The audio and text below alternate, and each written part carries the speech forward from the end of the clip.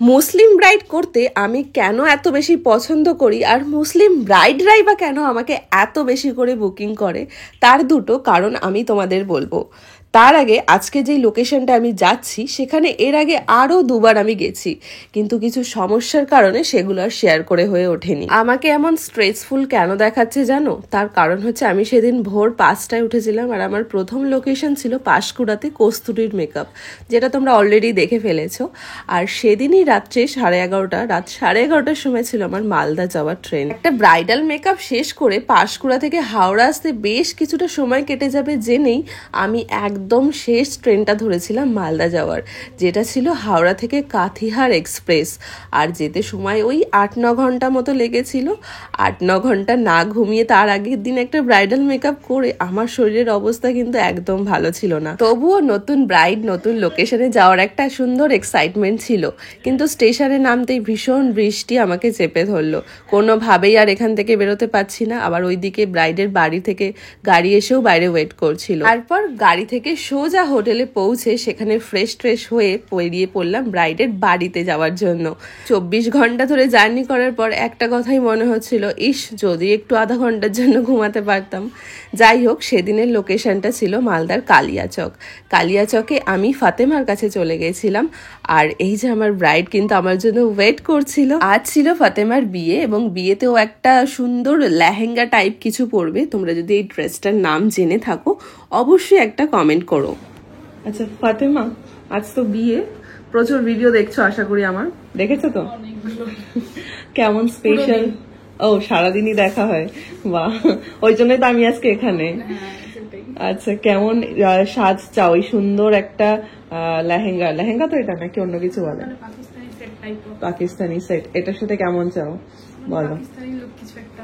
Open হেয়ারের সাথে? বেশ, আজকে বিয়ে, একদম বিয়ের মতো করে তোমাকে একটা গর্জিয়াস মেকআপ করি। খুশি, এক্সাইটেড? ওকে চলো। তাহলে একদম লাস্টে নিজের লুকটাকে দেখবে। একটা কথা তোমাদেরকে না বললেই নয়, এই যে ফাতেমাকে আজকে বিয়ের দিনে সাজাবো বা রিসেপশনে সাজাবো বা আমি কিভাবে আসবো, কোথায় থাকবো, এটার সম্পূর্ণ দায়িত্ব কিন্তু ফাতেমার হাজবেন্ড মানে শাহনাজ পুরোটা সামলেছিল। তার জন্য আমি ভীষণভাবে কৃতজ্ঞ যে আমি এত শান্তিপূর্ণভাবে পুরো কাজটা করতে পেরেছি। এবার আশা করছি অনেকেরই ধারণা হয়ে যাবে যে হ্যাঁ, আমি মৈত্রী ব্রহ্ম কলকাতার বাইরে মালদাতেও গিয়ে কিন্তু তোমাদের এত কাছের লোকেশনেও ব্রাইড করি। তাই যখনই নিজেদের ডেটটা ফিক্সড হয়ে যাবে ইমিডিয়েটলি আমাকে কন্ট্যাক্ট করবে। আমি কন্ট্যাক্ট নাম্বারটা ভিডিওর শেষে স্ক্রিনে তোমাদের দিয়ে দেব। এবার চলো ফাতেমার মেকআপের ব্যাপারে কিছু কথা বলি। তোমরা দেখতেই পাচ্ছ স্ক্রিনে একদম ওর স্কিনটা কিন্তু ভীষণ সেন্সিটিভ, ভীষণ পিগমেন্টেশন, ভর্তি র্যাশেস, মানে এক প্রকার ভীষণ হাইলি সেন্সিটিভ স্কিন এটা ছিল। আর ও চুজ করেছিল আমার কাছ থেকে এয়ারব্রাশ দুদিনই। এয়ারব্রাশের ফিনিশিংটা কেমন তোমরা আস্তে আস্তে দেখতেই পাবে।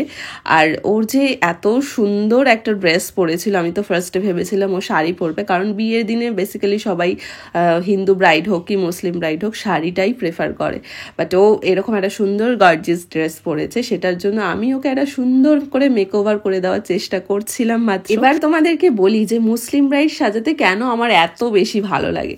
তার কারণ হচ্ছে ওদের হাজার একটা রিচুয়ালস থাকে না, যেটা সত্যি কথা। রিচুয়ালস থাকলেও সেটা অনেক সময় আগের দিনই সব মিটে যায়। আর যখনই আমি যাই তখনই মেকআপ করতে বসে যাই, তাই আমার আর কোনো তাড়াহুড়োও থাকে না, আমি ধীরে সুস্থে পুরোটা করতে পারি। আর মুসলিম ব্রাইডদের কেন আমাকে এত বেশি পছন্দ তার একটা বড় রিজন আমি আমার এক মুসলিম ব্রাইডের থেকেই জানতে পেরেছিলাম।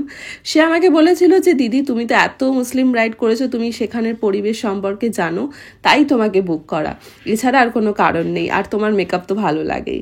এটা আমার কাছে কিন্তু খুব বড় একটা বিষয় ছিল সেই মুহূর্তে।